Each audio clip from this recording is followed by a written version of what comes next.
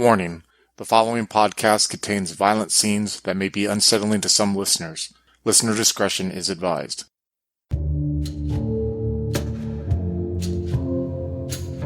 The post-Civil War landscape of the American West offers escape and opportunities to many new immigrants who come to the country's shore. A few of them brave the journey to the camp town of Missouri Crossing, each looking for a new lease on life in the Dakota territories. Join the settlers of Missouri Crossing, including Gregory Smith, played by Joaquin, Sister Margaret Miller, played by Monica, Bjorn Hagman, played by Chris, and Craig as the Keeper of Arcane Lore, as we explore the horrors that await us on Down Darker Trails.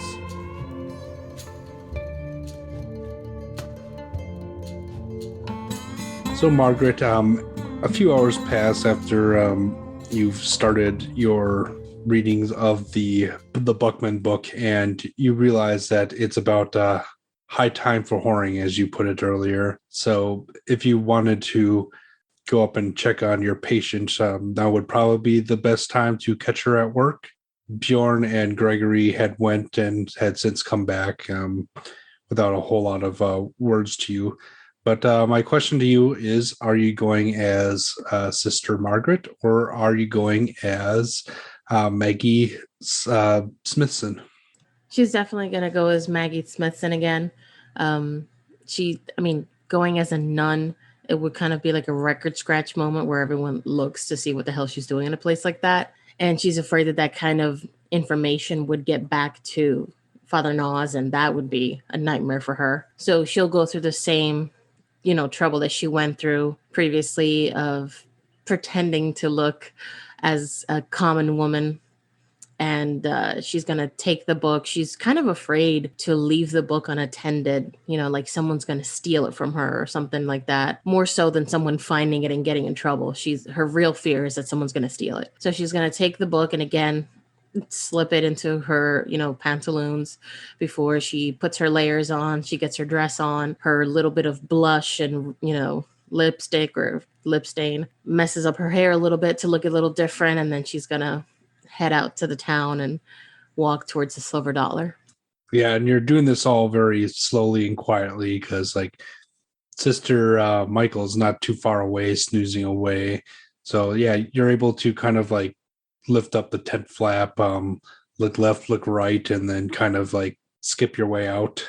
You arrive at the Silver Dollar not too much long later, kind of being a little bit stealthy, hoping to not get followed out of the camp, but you use the same route you did last time, walking north a little, as if you're along the river, which you haven't been bothered about before.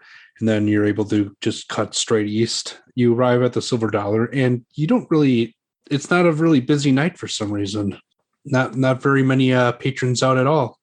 So when you open the saloon doors, there's only a few people who are at the bar drinking, and you see your friend Mr. Greer, who looks to be in a sour mood, nursing, and you see the famous Carol just kind of leaning up against the side wall, just looking bored. Margaret is definitely going to avoid the bar and avoid the man. She's still kind of cringing from their past interaction. So she's going to walk up to Carol and just kind of wave at her nonchalantly. And when she walks up to her, she's going to say, "I'm terribly sorry to bother you. I was wondering if Lavender had actually made her way to work tonight." Oh, yes, of course. Why don't you go back to that same room, and she'll be along shortly. Certainly, happy to do so. And, she kind of bows her head, walks in and follows suit to that same room that she was in and sits down, just like she'd been told last time, and waits. Yeah, and you pass about there's 3 or 4 rooms on each side, just with those cloth doors, and you pass a few, and you hear some grunting out of one of them, and you just kind of continue along and find that same slightly larger room on the end, and take a seat from the trunk. You're not waiting very long when you hear kind of wrapping of knuckles on the side of the wall and 2 small feet poking out underneath the curtain. So Margaret's going to get up, smile, and she's going to pull the curtain back to see if it's Lavender. Hello, my sister. Yes. And it's Lavender, who just is kind of looking very pleased to see you. And she kind of, as you open it up, she kind of like slips in there. Hi, I'm so sorry to bother you during peak hours, I would assume. I just wanted to see how you were doing, follow up with your injury. Oh, I mean, it's a slow night, so yeah, not a whole lot of customers for tonight. Yes, I put the salve on just as you directed, and I mean, it's hard to look at, but one of the other girls noticed that it was looking better. Good, good. And now Margaret just, tries to be friendly with her and says, and none of the other girls have had something like this happen to them, right?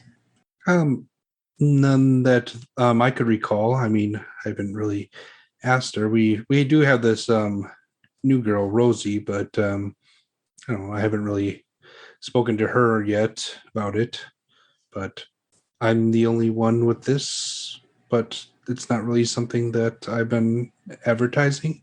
Well, of course, of course. Just, I just know that sometimes, girls being girls, word gets around. And if anybody were to have something similar, I certainly can make backup salve and you just let me know. I was just a little concerned because it just so happens that another townswoman, and she hesitates for a second, finding ways to word it. Another townswoman happened to have the same marks that you did, and unbelievably coincidentally so, but also on the bosom. So I was just, curious if there was some sort of insect or any other bug, just to keep an eye out, as other women may end up bitten too. Oh, sweet Christ. Another one. Yes, and just like you, the same type of marks in the same exact spot. Well, I hope she's okay. Is she recovering? Well, she's not complaining about it, certainly. Well, that's good. And I trust you'll do for her just as you've done with me. I thank you very much. Of course, no problem. But just please keep an eye out. Now I'm concerned, I'm wondering if it's some sort of perfume that's attracting it, some sort of perfume oil put in the bosom. I don't know. I'm trying to kind of make sense of it all, put together a good picture so that it hopefully doesn't happen to anybody else. But I would really like you to keep your eyes peeled and let me know if you see any other girls with something like this in the dressing room, perhaps. Absolutely. And if I do, I'll send them right to you, if Thank that's you okay. so much. Of course, yes. You know where to find me. And if you can think of anything, just let me know. I just wanted to stop by very quickly and see how you were doing. Yes, of course. Is there anything I can do for you? No, that's all. Just keep your eyes open, keep yourself, healthy, and just be mindful of the customers. Make sure nobody's trying anything. I still don't know if it's a human bite or an animal bite, but just err on the side of caution as much as you can. Of course. And with that, she kind of nods and like thanks you again and exits. Is there any other business that Margaret would have in a Denison tonight? No, after that, I think she would just turn around, go back to her tent to take off her whatever tiny amounts of makeup she put on and go to bed. So as you're making your way out, could you make me a spot and a listen roll? So I have spot, hidden, and listen, and they're both the same value. So I just roll once. Make two separate rolls, please. You got it. I got a 29, so I passed once, and a 37, did not pass a second. So which one did you pass? The listen. Okay, so as you're making your way out, you're kind of being mindful of like the activities that are still going on behind some of the tent flaps as you're exiting, and as you're passing by one of them, you hear a very familiar voice speak out in a language you don't really hear that often, but you have, and it sounds like the voice is kind of like in ecstasy, and it speaks something that sounds like a Norwegian phrase to you. Is it a male or a female voice? Male. Margaret's going to stop dead in her tracks in front of whatever room that is And she's not going to pull the cloth curtain aside, but she's going to definitely stand there and listen closely to see if she can determine whether or not it's Bjorn. As you are lurking and doing the devil's work, you hear like things start to pick up pace a little bit, and you hear like a woman, performing her trade on a young man, and you are very certain you're recognizing the voice at this point to be that of Johann Hagman. Oh, Margaret's going to approach and she's going to yank that curtain door wide open. So the door is yanked open, and you see the completely bare back of this redheaded young lady who is straddled atop of what you presume is Johann, who is in a very sinful state at this moment, and he doesn't seem to notice you. The girl kind of looks back over her shoulder, sees that it's another woman, and then just continues. Margaret is just kind of in a fit of rage the second that she sees that it's Johann. She has so many things going through her mind. She's thinking like father, like son, or, so much for you pretending to be a kind young man. And this is what you're doing. Now she's kind of wondering, is this the kind of shit he's learning at Gregory's apprenticeship? She's kind of just spinning out a little bit, just in rage. And all she can think of is to just scream at him and say, is this what you've been doing with your father's money? Is this what you're doing with whatever Mr. Smith has taught you? You come to me acting like a child of God, and here you are sinning and making the beasts of two backs. How dare you, Johann Hagman? There is a very loud groan as you chide him, and the woman kind of, after finishing, kind of just throws on a robe and walks past you and kind of gives you a really toothy smile. And then she's gonna kind of look at the woman. The woman's doing her job, although she obviously doesn't approve of what she's doing. But the fact that Johann's not even showing any sort of remorse is really just pissing her off. Upon recognizing exactly what's happening, the young man kind of like gathers up what meager blankets are around him and tries to cover himself, and looks like a cross between like incredibly horrified and incredibly aroused, and it's very weird for him, it seems. She's going to cross her arms and, shake her head, kind of just showing how disappointed she is, and says, I hope you know your father will be hearing of this, although who knows, perhaps he gave you the money to do it. Yeah, he starts like stuttering and just can't really find the words to say anything, and then just kind of like trying to will you to go away. Yeah, she definitely doesn't want to be looking at this naked young kid. She just kind of stomps away, slams the curtain door as hard as she can, and she's like power walking out of the establishment, half afraid that the next door she passes, she's going to hear Bjorn. Well, that was the only occupied room, but after all the ruckus you made, you almost slam right into Carol as she takes up the hallway at the end, and then like noticing that it's you making all the fuss, kind of like says, she kind of like stops for a second and then just says, perhaps this isn't the best place for you to be right now, Miss Smithson.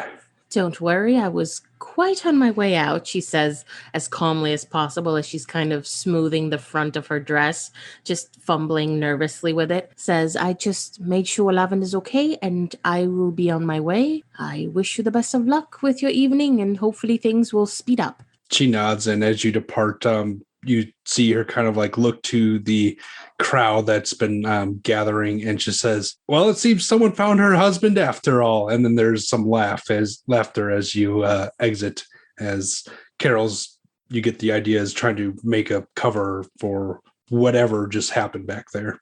Was not expecting that, Monica. Always expect the unexpected with Sister Miller. All right. And now Bjorn will have a traumatizing memory. God, where did you get your nun kink from? You don't want to know. That was It's the wrong Hagman she wants. And And I'm just imagining, like, oh my god, if they actually do get, like, remember that time your stepmother caught you? Oh, ex-wife of God, you know? yeah. Later in the night, Sister Margaret, you return to the camp. And do you switch out of your disguise, or are you too infuriated? What's going on here? When she gets back to the camp, she's going to take her outfit off. And since it's later in the night and she does enjoy her sleep, she's going to put her sleeping nightgown on, which is basically something that has a very high collar and goes to literally her wrists and her ankles. It's just like a long off-white linen dress. And she's going to put her hair in kind of like a bonnet to sleep. And she's just going to settle down. Okay. So we get back to the camp and I'm just tell Gregory, like, hey, I'll talk to you tomorrow morning, okay? Very well. And he'll like sort of give one last look at Bjorn because like you just drove a man to tears by talking to him. It's just Bjorn doesn't even seem to notice your looks, you know what I mean? He's just like beeline going over to Margaret. A few hours will have passed. Yeah. Between you guys returning and then Margaret returning. All right. So maybe you go and take care of a few things.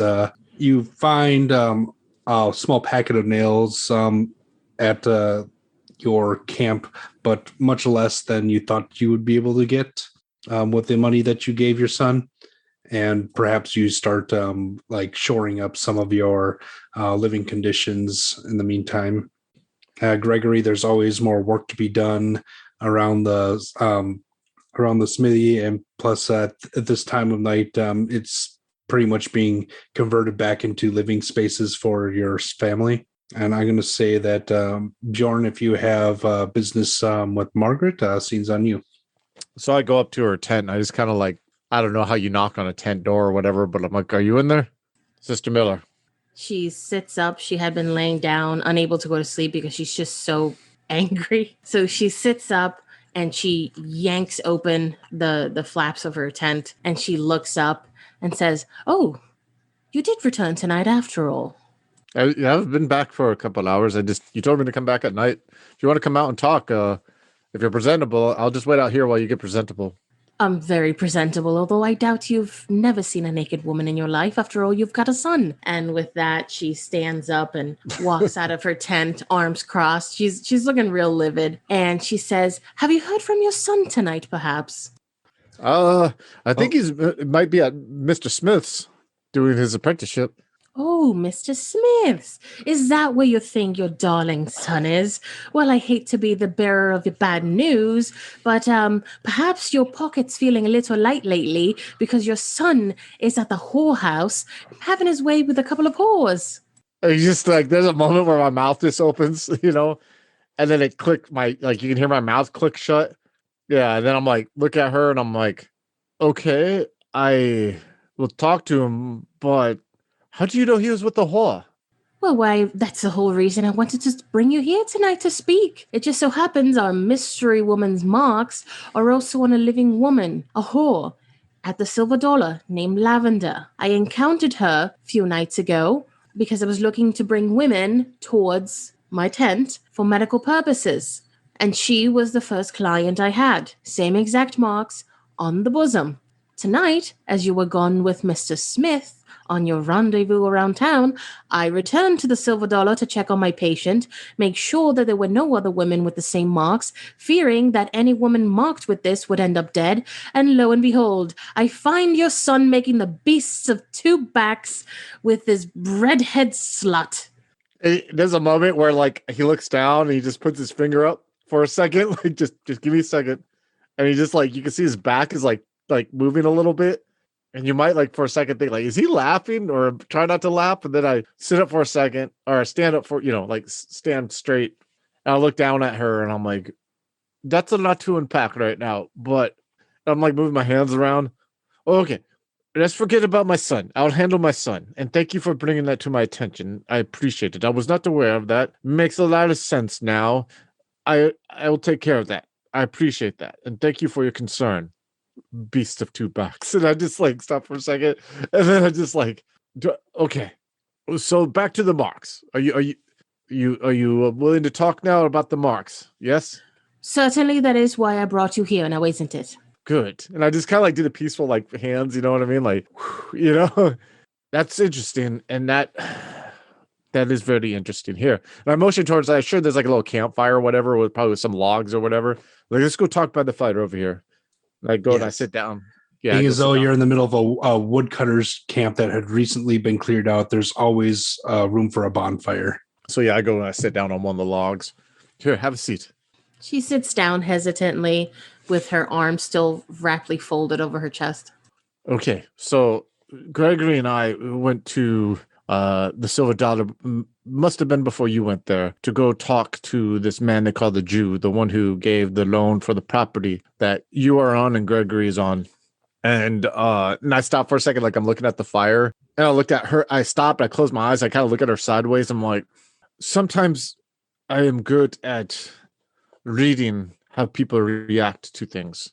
You understand? Like if someone says something, sometimes I can pick up how they're reacting and what that reaction might mean. They may speak more with their reaction than they do with their words. And Gregory, when bringing up to this man about what happened, I got some reactions I picked up from him. And one of them being that at first he was worried. And then when the woman was described who was found, he felt relief, which led me to pry a little bit more. And the man is hiding something.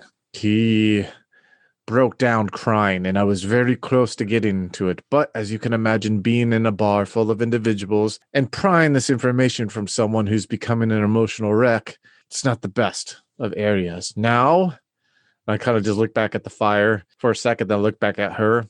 I'm not a lawman. So I talked to Gregory, and we're going to talk to Gregory's brother, who's part of the federal army. But, and I just look at the fire again, I'll look back at her. Me not being a lawman also means I have more room to maneuver. Do you understand what I mean by that? Yes, I follow. And you telling me about this Lavender leads me to believe that something is happening in that bar with the people who run it. And this man, the Jew that I spoke to, he knows. And trust me, he's about to break. What about these marks did this Lavender woman tell you? With that, Margaret gets up. She crawls into her tent and she picks up her journal. She comes back out, sits next to Bjorn, and opens to the page where she had drawn the marks and wrote down what Lavender had said. The curious thing, Mr. Hagman, is with such deep perforations, Lavender did not remember how she got them. She mentioned feeling blissful, at peace, and then the marks were there. She actually thought she got them in her sleep. But there's absolutely no way that unless some sort of topical numbing was applied, that she would be able to receive these marks in her sleep without awakening in shrill pain. And no matter how much I questioned her, her answers remained the same. I don't feel in any way, shape, or form she was lying. She really has no clue how she got them. I went to her tonight and asked if any other girls had the marks. I feared perhaps somebody was preying on these vulnerable women, but she states that to her knowledge, she's the only one that's got them. What if she was drugged before the marks happened? What if she was given morphine? I thought of that too, but you would think that the house mother, Carol, would have noticed. When I went to sort of investigate, I was greeted by Carol, who is in charge of the girls there. She's the one that makes sure that they're taken care of, and she is very vigilant over their well-being. Carol would have mentioned if any others had such marks, and even she didn't know.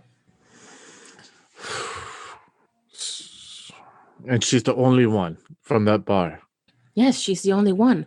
But I know that there are probably other places in town that hold common women. And with that, she kind of gives Bjorn a sharp look as if to saying, you would know.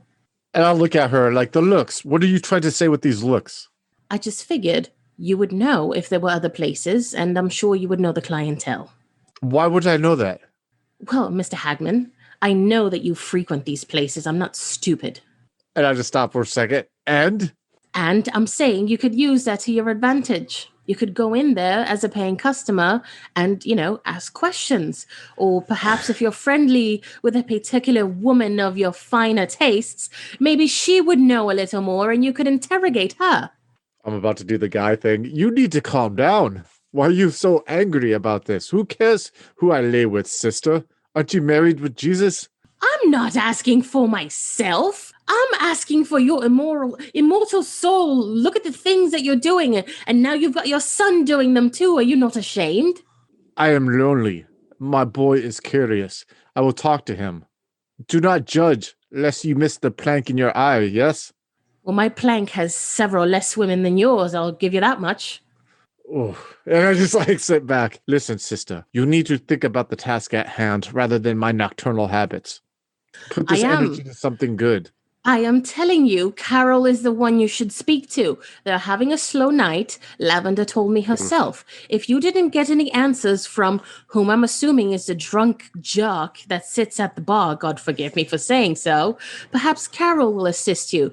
The girl's well-being is the thing at the forefront of her mind. She will tell you anything you need to know. And listen, I will have to talk to her outside of the Silver Dollar. I think the manager of the establishment isn't a fan of mine right now. I got my point across to him. Listen, I understand what you mean, but I think your way of communicating and connecting and this health reason could get you to talk to other women in these other establishments.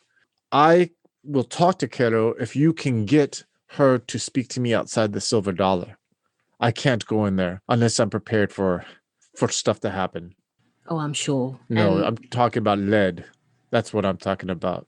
I got my point across. I wasn't happy with them. Well, I have good rapport, at least with Carol and Lavender. I could get her to meet you somewhere, preferably somewhere neutral, not, at your place. Carol is a bit of a woman of few words, let's say. She does not appreciate messing around. She will tell you what you need to know. But you should know that I've been going there under an alias. She doesn't know who I am. She knows I'm just some sort of nurse. Maggie Smithson. So when she comes by, she'll tell you Maggie sent her, and then you'll know she's Carol. What time and place would work for you? I'll leave that to your discretion, Sister Miller. Listen, how dirty do you want to get your hands to find out what happened to this woman? It's not the woman I'm concerned about. I'm more concerned about the ones that are still alive that may be at risk. And to save them, I will do anything. Well, I think we should talk to Gregory tomorrow because I'd like to have more words with the Jew, but not in the confines of the Silver Dollar. Of course. Perhaps you'd like to meet Carol on Sunday after service. I can have her show up at Mass and meet you afterwards. I'm sure you'll approve of the meeting since she's not technically a whore, yes? I just kind of look at Sister Miller sternly. She kind of gives you the angry side eye and she balls up her fists at her side. She slams her journal shut very sharply and says, what you do with your time and your body, Mr. Hagman, is, of course, your problem. I'm just here to save Lavender and I'm here to get some answers. For all I know, I could be next. That's fine. Then don't bring up my nocturnal habits then. You're the one who brought it up. I didn't bring it up. I don't want to talk about you seem to be bringing everything else up. You and your son, the both of you, acting in a life of sin. But that's neither here nor there. I'll get you Carol just how you like her. What? Yeah, I think you need to go to bed with your teas and your journal there. And maybe do some inner self-reflection about how anger is a vice and a sin, yes? Jealousy. Try that one on. So is lust, Mr. Hagman. So is lust and so is pride. And she's going to take the journal and she's going to hit him over the shoulder, but not hard. Just kind of chiding him, get some of her anger out. And then she's going to march towards her tent. I hope you have yourself a pleasant evening wherever you may end up. Of course I will. Maybe with someone who doesn't nag as much as you, and I just storm off. And as you storm off, Bjorn, you come across a man astride a horse. The horse goes, and then the man on top of it goes, well, buddy. And you recognize him as Russ Freeman and says, I see you have some woman troubles. Mr. Freeman, Just the man I'm looking for. You're looking for a little work? Actually, now I am. I just happened to, sell the rest of my hoard to some, prosperous buyers who just come to town. Oh, come down from that horse and let's talk. I think some of these people need to find out about some Western law. He nods and gets down on the off the horse. So, Gregory, it's been a long night for you as well. And as you're converting the shop back into a living quarters, your brother Georgie shows up. He's all sweaty, reeks of sawdust, sweat, and alcohol. And he kind of raps on the door and says, "Brother, am I on time?" Just about. Oh, before there's something I need to tell you. Something happened today. I'm sure, yeah. Like, why don't you come out by the fire? We'll talk all about it, okay? You already drunk. Oh, just a little. I got plenty for you too. Come join me, my brother. Gregory will go over to join him by the fire, but he won't take the drink. He says, "Sorry, I can't afford to drink too much. Just gotta make sure I'm up and early tomorrow, not ready to start the forge again. It's a lot of work needs to be done, and only so many hours to do it." Right. More for me then. And he finishes off the bottle and kind of just like chucks it at the remains of the fire, which then kind of springs back to life and goes, "Woo!" And you could tell right away it's not the bottle of rum that you guys shared a couple weeks ago, but it's an entirely new bottle. Well, maybe this might still be up. So, I don't know if there's been any news over by the fort, but dead woman washed up today. Oh, woman, you say? Yeah, a dead one. Yeah, that's not the living kind. And he tries to like sit down on one of like the logs there, but he has to like go at it really slowly in order to not fall. Gregory will just he'll give him like a bit of a look, but he won't say anything just yet. Yeah, so I'll probably have to wait till you're sober tomorrow to get any actual information out of you. So, you guys have heard of anyone going missing? Any trouble with, I don't know, maybe the natives or something? Not lately. They tend to run when they see the 4th Cavalry riding at them. Well, that makes sense. I don't like this.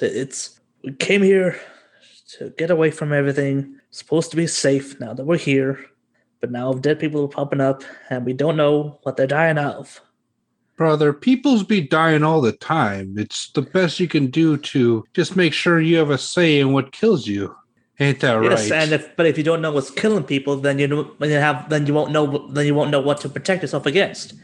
If it's a disease going around, you just you keep away from the sick people. You keep yourself cordoned off. If it's an animal, you go out and kill it. If it's Indians, you get the army out. I don't know what the hell. I don't know. I don't know. If there's a guy out there killing women, you just kill him then, right? Well, the thing is, right now, I don't know if it is a man killing women. Well, then you kill the bear or the wolf or the fish or the rocks. And he starts nodding off. And then Bjorn, Gregory will quietly say to himself, "Yeah, but what if it's something you can't kill?" So you say that to yourself, and then you kind of like have to drag the incredibly inebriated body of your brother back to your small cabin so he doesn't freeze to death outside. You go to bed yourself eventually. You wake up and your brother's outside fetching water, and your wife Samantha comes up to you and says, "Husband." Yes? "I see your brother's here again." Yes, and he got drunk again last night again. Just like the last several times, I admit. "Yes. Little Mary was asking why Uncle Georgie was acting so strangely." "Look, hon, I know he's your brother, and he's always welcome here, but any bottles he's bringing or any of that is not welcome here. This is my home too." And as she gestures around of like the like less than 100 feet that you guys have to share at this point. I understand. I suppose I better tell you this just so keep an eye on the children. I don't know if you heard, but yesterday we found a woman's body washed up on the shore of the river. She crosses herself. We're not sure what killed her. According to the sister Margaret, it looked like maybe something bitter or something. I don't know exactly what. Oh goodness, maybe we should make sure that Mark has some more bullets for that gun. Then, if there's an animal around. Yeah, it wasn't anything big like that. It was kind of snake or something. I don't know. According to her, it wasn't like the body was eaten. It was just bitten by something once. Just keep an eye on the children, and I will see about getting a couple of extra bullets for Mark, and I'll try to see if I can keep my brother sober enough to actually be useful if something does happen. You see that you do, husband, and she kind of smiles. When will this end? Okay, gotta. And then he'll just sort of, shake himself off and just head back to work and try to keep the fears of everything that he doesn't know is going on around him out of his head. Hunters Hunted 2 Corruption follows 4 hunters who have been plagued by the Supernatural Society and is a great place to start if you're looking for more games to listen to by Twin Cities by Night and you enjoyed Missouri Crossing.